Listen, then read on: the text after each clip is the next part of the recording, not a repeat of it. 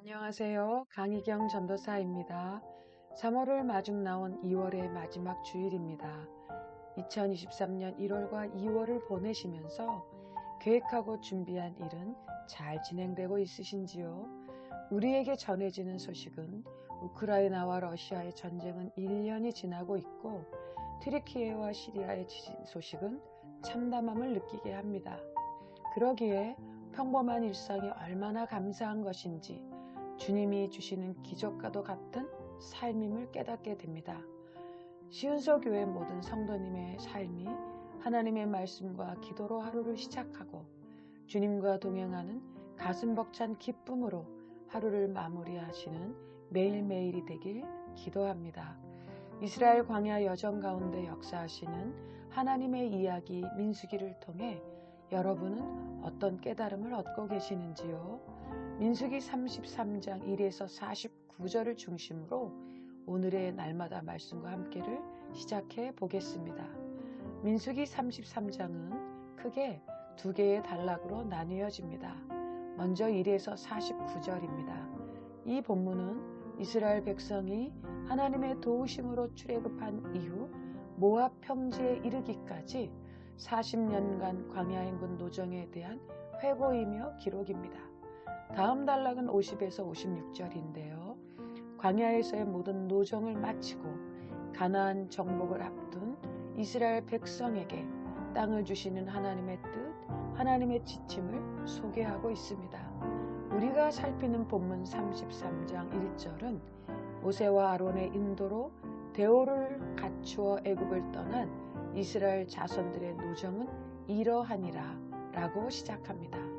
33장 3절부터 본격적으로 소개하는 이스라엘 자손의 노정은 이스라엘 백성이 광야 생활을 시작하였던 라암셋에서 그 노정의 종착지인 모압 평지를 포함하여 모두 42개의 지명이 언급되고 있습니다.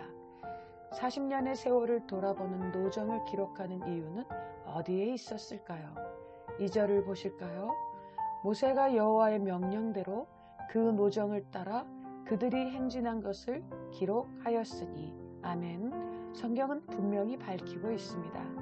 광야 40년 동안 이스라엘을 친히 인도하셨던 여호와께서 요단강을 건너기 직전 모압 평지에 머물게 된 때에 지금까지 거쳐온 경로들을 모세로 하여금 일일이 기록하게 하신 것입니다. 그런데요, 궁금한 것이 또 있습니다. 하나님께서는 왜 이 노정을 기록하라고 명령하셨을까요? 여러분은 하나님의 뜻을 아시겠는지요? 애굽을 떠나 모압 평지에 이르기까지 40년의 시간을 보내는 동안 이스라엘 백성에게는 수많은 사건이 있었습니다. 하나님을 신뢰하지 못하는 모습, 모세와 아론에게 반기를 뜨는 반역 등 숱한 어려움이 도처에 있었습니다. 그러나 이스라엘 백성은 마침내 가나안 입성을 목전에 둔 모압 평지에 이른 것이지요. 이제 하나님이 약속하신 가나안 땅으로 들어가기 전 이들은 미래를 위한 과거의 돌아봄이 필요하지 않았을까요?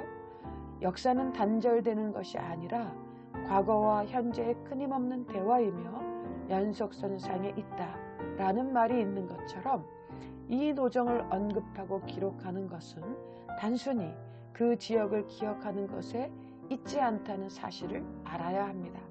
그곳에서 일어난 사건, 즉 서사를 기억해야 한다는 것이지요. 무슨 말입니까? 광야를 건너는 동안 얼마나 많은 위기와 장애물을 만났습니까? 그러나 그때마다 출애굽을 시키신 하나님은 하나님의 신실하심과 하나님의 자비하심 그리고 무한하신 능력으로 그 모든 것을 극복하고 약속의 땅을 향해 진군하도록 하셨습니다. 바로 그 서사에는 하나님을 제외하고 성립되는 것은 아무것도 없다는 사실입니다. 바로 출애굽을 통한 광야의 여정은 하나님의 손길, 하나님의 인도하심으로만 가능할 수 있었다는 사실이지요. 과거의 역사에서 그 일을 행하신 여호와 하나님께서 현재 그리고 미래의 모든 삶과 역사의 현장에서도 동일하게 은혜를 주실 것이라는 확신으로 다시 모압 평지 그 이후의 삶으로의 여정을 살아야 한다는 말씀입니다. 여러분은 어떠십니까? 나를 구원하신 하나님의 은혜의 역사 이야기에 여러분의 삶이 있으신지요?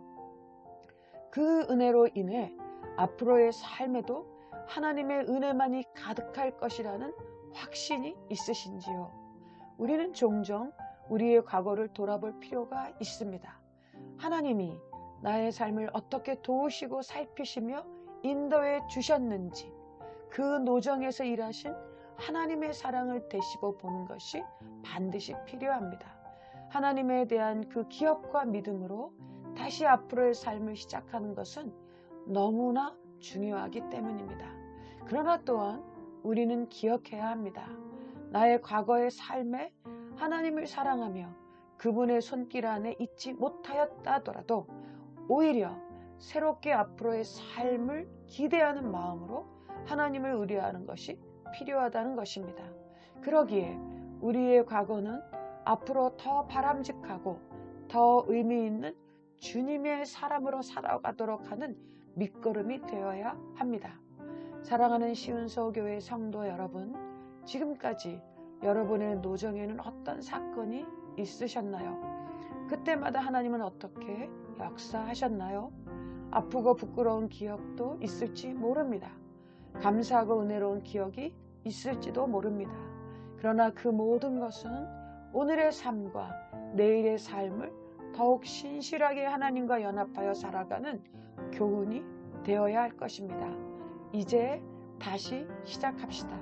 그리고 우리의 미래를 열어주시고 지켜주시는 하나님만을 의지하고 사랑합시다.